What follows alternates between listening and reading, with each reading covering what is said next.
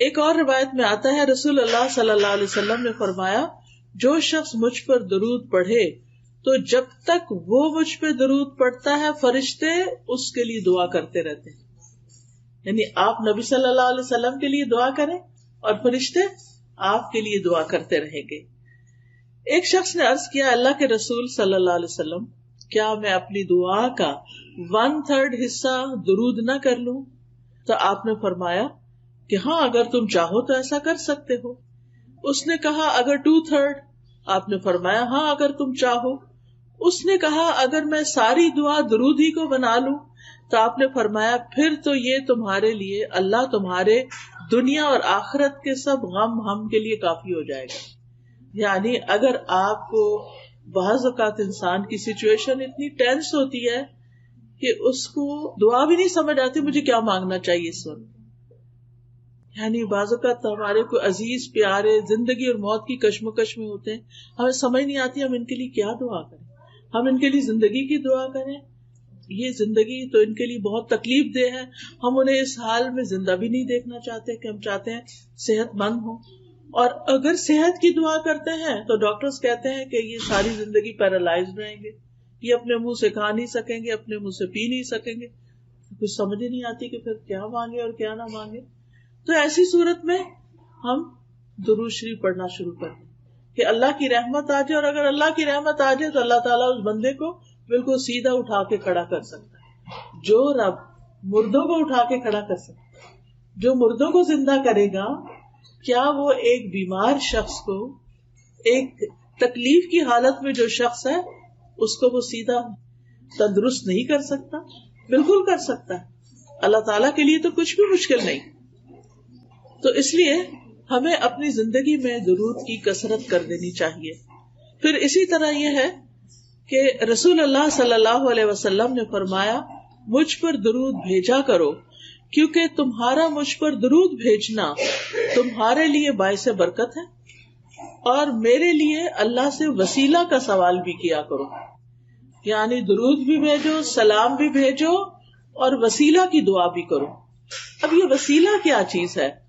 جنت میں ایک مقام ہے جو سب سے زیادہ خوبصورت ہے, یعنی پوری جنت سے زیادہ خوبصورت ہے, اور وہ مقام صرف ایک شخص کو ملے گا, صرف ایک کو وہ ملے گا, کسی اور کو وہ نہیں ملے گا. تو نبی صلی اللہ علیہ وسلم نے فرمایا مجھے امید ہے کہ وہ میں ہی ہوں گا, کیونکہ آپ کا مقام اور درجہ ساری انسانیت سے بڑھ کر ہے. تو اب آپ دیکھیے کہ وہ ہے تو آپ کے لیے, لیکن آپ نے امت کو شرف بخشا کہ ہم آپ کے لیے یہ دعا کریں کہ اللہ تعالیٰ ہمارے نبی کو وہ مقام وسیلہ عطا فرمانا. پھر اسی طرح آپ دیکھیے کہ جب ایک شخص درود پڑھتا ہے تو وہ درود اس شخص کی طرف سے نبی صلی اللہ علیہ وسلم کو پہنچایا جاتا ہے, آپ کو بتایا جاتا ہے.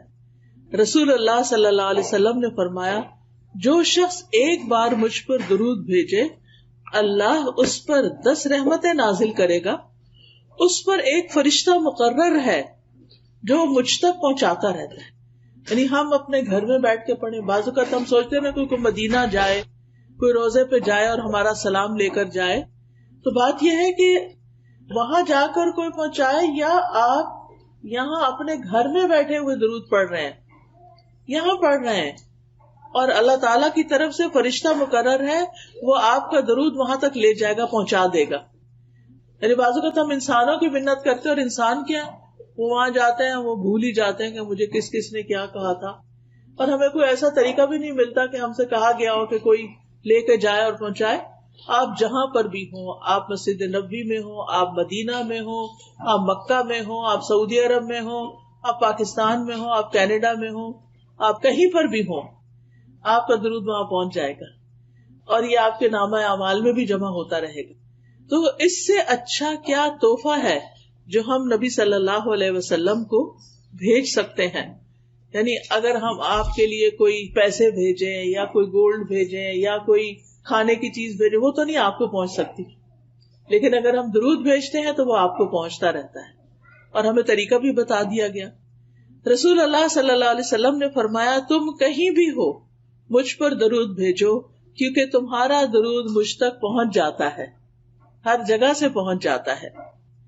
اب جو شخص نبی صلی اللہ علیہ وسلم کے لیے درود بھیجے گا اور سلام بھیجے گا اور خاص طور پر آپ کے لیے وسیلہ کی دعا کرے گا تو قیامت کے دن اس کو نبی صلی اللہ علیہ وسلم کی سفارش حاصل ہوگی، اس کے لیے شفاعت ہوگی. رسول اللہ صلی اللہ علیہ وسلم نے فرمایا جو مجھ پر درود بھیجتا ہے یا میرے لیے وسیلہ مانگتا ہے قیامت کے دن اس کے لیے میری شفاعت ثابت ہو جائے گی، یعنی پکی ہو جائے گی کہ میں اس کے حق میں سفارش کروں.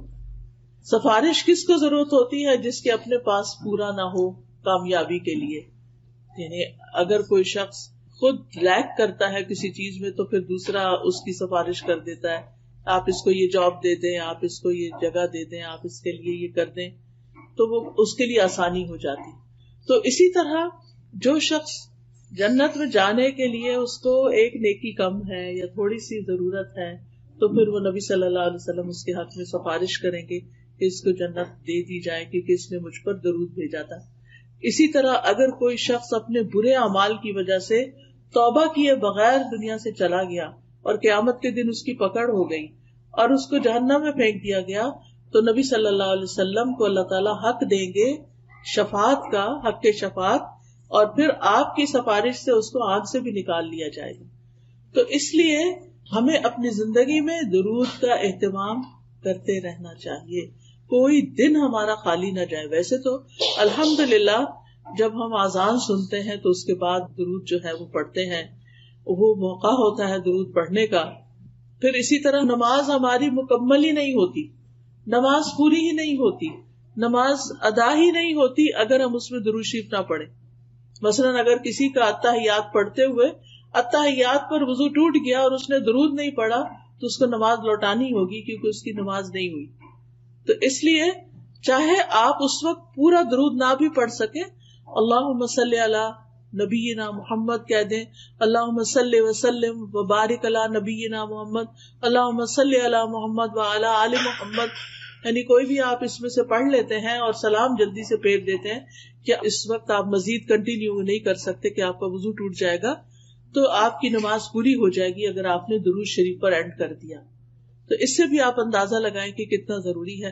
پھر آپ دیکھیے کہ جو شخص صبح کے وقت فجر کی نماز سے لے کر سورج نکلنے سے پہلے 10 دفعہ درود شریف پڑھتا ہے تو اس کے لیے بھی آپ کی شفاعت ہے.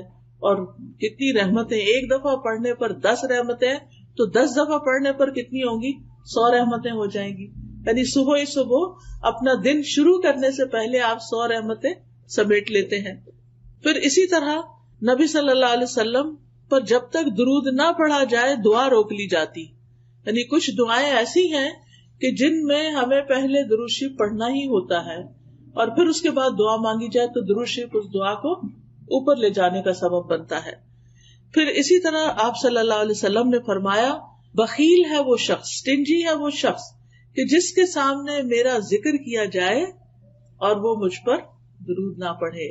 درود پڑھنا جو ہے یہ جنت میں لے جانے والا کام ہے، اور جو درود نہیں پڑھتا وہ جنت میں جانے کا راستہ کھو دیتا ہے.